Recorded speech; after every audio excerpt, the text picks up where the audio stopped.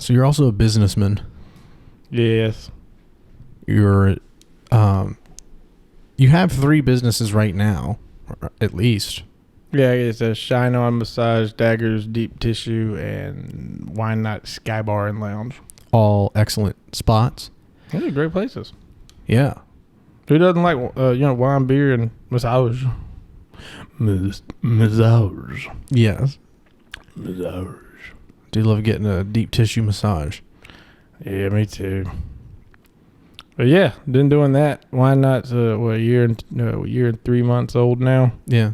Yeah, it's a little horrifying. Every day I say every day is like the Ozarks. There's always a lot of shit, hurdles to jump, and fires to put out. I feel like every day when you do what I do.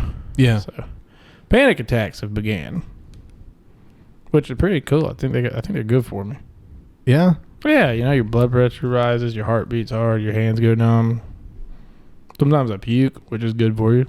You lose weight. Yeah, I do want to talk more about that kind of thing. But on the business thing, so you have 3 currently, but I feel you've created businesses before, like, right? Have you had ones before these 3? Or are these like the only 3 businesses you ever like started? I had Gun Kohler with my dad that we just put on the back burner because literally every event we went to, like a hurricane blew all of our shit off the face of the fucking planet. And so we lost a shitload. We did one in Ocean Isle, and a damn microburst hit in the middle of the night, and we got back, and it was, our stuff was like merchandise.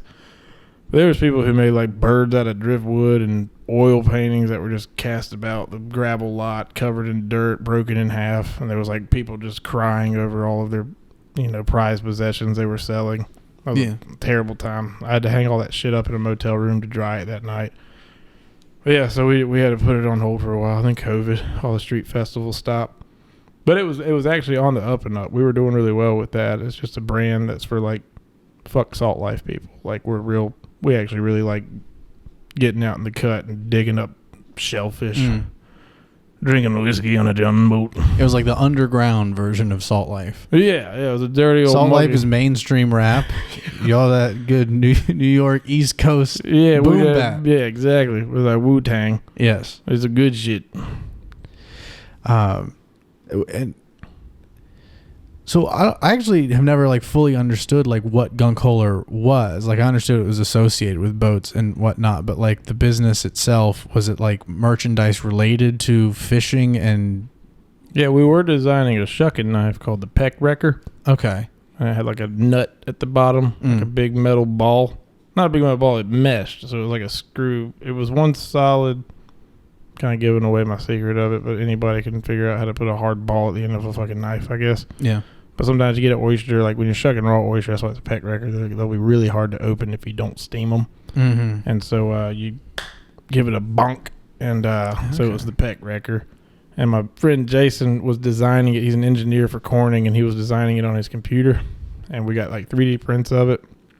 And then his house was broken into or some shit, and someone stole all of his shit, and we lost everything. So, sorry, that tasted like bone marrow and oyster mushrooms. I bet it did. Yeah, that was good. And aside here, I might cut this sentence out, but I apologize that I'm like so low energy, and I feel like I'm doing a horrible job hosting this conversation. No, you're good. I got like 3 hours of sleep last night. I'm still up. Well, I wanted to voice to you, I won't be offended if you want to bail on this and do it another time. Otherwise, I'm certainly down to keep going. But I can keep going. Okay. And then we can, if you want to get back together, I'll wear the same shit. I'll wash it and I'll wear the same shit. Yo, you don't have to do that, but yeah, I'm down to keep going. All right, we'll just cut back in here. Okay, there we go. Hey, there we go. So I feel like, and then I remember also briefly you were telling me about a food truck. Oh yeah, idea. Yeah. I was doing a food truck. It was called the Frisky Biscuit. Mm-hmm. That's what it was going to be called, and I was just going to be breakfast foods. And I made like really good like fried chicken biscuits. I got real good at like making buttermilk biscuits from scratch. I got really friggin' into it. And then after all that work, I realized fuck, this isn't the town to do a food truck in. Unless it's a pizza or a cheeseburger. Nobody is going to be like at the bar and be like, yeah, you know what'd be good right now? Bacon, egg, and cheese fucking biscuit. So, it's a really dumb idea, honestly. Yeah. Well, I really enjoyed, I know we shot like, that was another creative endeavor of yours, is shooting these Buzz Kitchen. Yeah, Slightly Buzzed Kitchen. Yeah. I quit drinking so much so they didn't get as funny. And then I tried to do a Slightly Psilocybin Kitchen. And the one thing you really don't want to do on mushrooms is cook food. So, Ketamine Kitchen. Ketamine Kitchen. Slightly coked out kitchen. No, Slightly Buzzed Kitchen was that was fun. DMT Kitchen. Hit DMT and then Salvia Kitchen. Give me 30 minutes, I'll cook. Just give me a little bit. I'm just talking to God right now. Hold on. Yeah, no, that was fun. I did. My favorite one was in the bathtub. It was like, so Slightly Buzzed Kitchen was born out of COVID, the quarantine, like the real shutdown in March, where we were like, fuck. Yeah. So I needed something to do except for wake up and crack beers and drink margaritas at 10 a.m. every morning. I did that every day. Yeah. It messed me up, so that's why I had to quit being really buzzed. It was Cam's Drunk Kitchen, but my sister made fun of me, so I became Slightly Buzzed Kitchen and still got drunk. And you didn't change what you did. You just changed how it was described. Exactly. I was still slamming IPAs, 8% IPAs before I would film it and just retake. And then I learned how to edit, nowhere near like what you do, but I got to where I could edit. And then, then that corn dog phase was pretty wild. But I go through weird phases with things. I get really into them. And then one day I wake up and I'm like, what the fuck am I doing? Yeah, it's strange. I mean, like, I definitely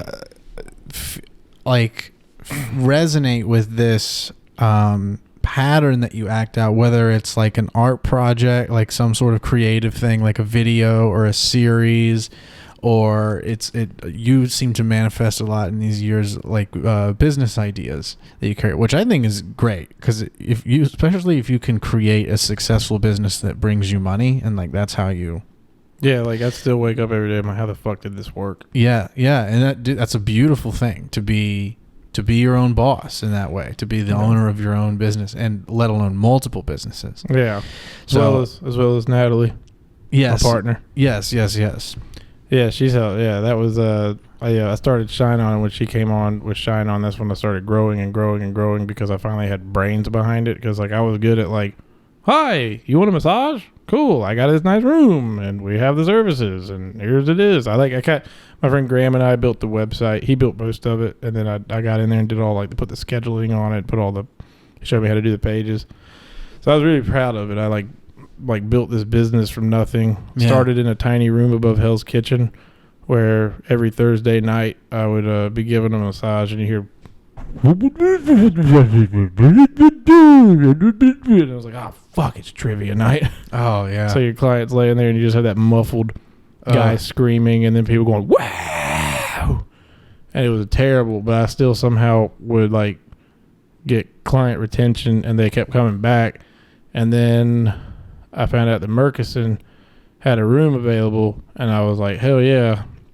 Well, I was like, nobody's going to want to go park downtown, get on an elevator, go up 9 stories to get a fucking massage. Yeah. Boy, were you wrong.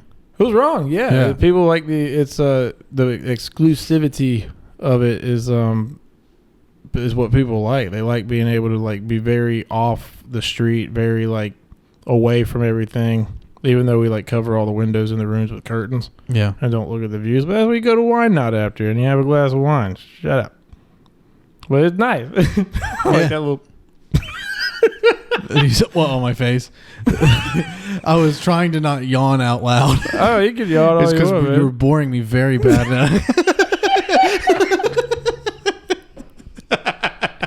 No, I'm kidding.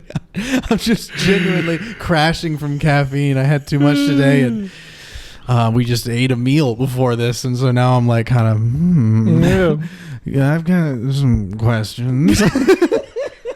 But where I was going with this, why does my laugh taste like blood? Oh God, this like serial compulsive creativity. Like the way you described the corn dog era, Yeah. the brief era of grateful corn dog. He's here. Your tick. He's here. You brought. He's in the book bag. Is this era not over? Are you still? I don't know, man. I didn't finish the storyline. Yeah, you got And more work of course, to do. there's a pop shot in that one too. He just ejaculates mayonnaise all over sweet corn. Yes. And then we went to Ween with my favorite band, Ween, and was front row. And I made like another corn dog called Gabrielle. With this song, "Whoa, Gabrielle," and we were holding her up. Corn dog meets Gabrielle, and the storyline was gonna be. And you helped me with this, but it was I can't stop laughing. I think about it in my car, and I'll just start laughing. So after he like explodes all over sweet corn, because I don't know, I built him a tiny apartment. Like I dropped like a mortgage payment at Hobby Lobby, and I'm wondering why I'm divorced now. I don't know. Maybe that has something to do with it. I'm sorry, Natalie. Yeah, that would be a lot to put up with. Like I just like, oh my god, what's wrong? My husband's playing with a fucking corn dog. That's when I woke up one day. I was like, what the fuck? Yeah. I was having fun though, and that was what mattered the most. It was like I was really enjoying making the videos. But he explodes on sweet corn. I don't know if you watched that video. It was I just love the way I made that video. I was really proud of it. Like I figured out how to like do ASMR. You can yawn if you want, man. But when he gets done, he's supposed to do.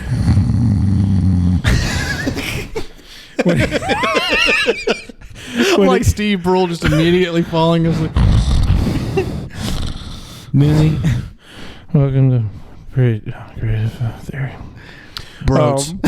When he gets done, you told me, I was like, he's got to drop her off, and he's got to he's gonna throw. I bought little paper money, little bitty little hundreds from Hobby Lobby, so he's gonna drop her off in his Bentley, and she's gonna go, what now? And he's gonna flick the money at her, and it's gonna smack her, and she's gonna go, what's this for? Because I don't want her to be a hooker. Corn Dog's a nice guy. Yeah. You know, he's a monogamous fella. He just needed to. He's just out. I need to make him single before he met Gabrielle. So throws the money at her. What is this money for? And he says, I don't know. Why don't you get your ma something real nice, like a new fidget spinner or something real nice like that? And then it pans to sweet corn, covered in spunk with mayonnaise, you know, from the night, looking terrible, walk of shame. Her skirt's on sideways, and I figured out how to make it to where a fidget spinner spins in her face while she's looking at the camera, and it fades away. Yeah. And then the next one was going to have like his car busted up on fire, like the little electric Bentley I bought. Yeah. And she's going to be burning his car. He's just going to have one tear roll down his eye. And I was going to end it that way. And then he was going to meet someone else. But I think for the sake of my future and, finding love again, I need to quit filming, making corn dog videos. But I got 4,500 followers on TikTok. Which apparently isn't shit.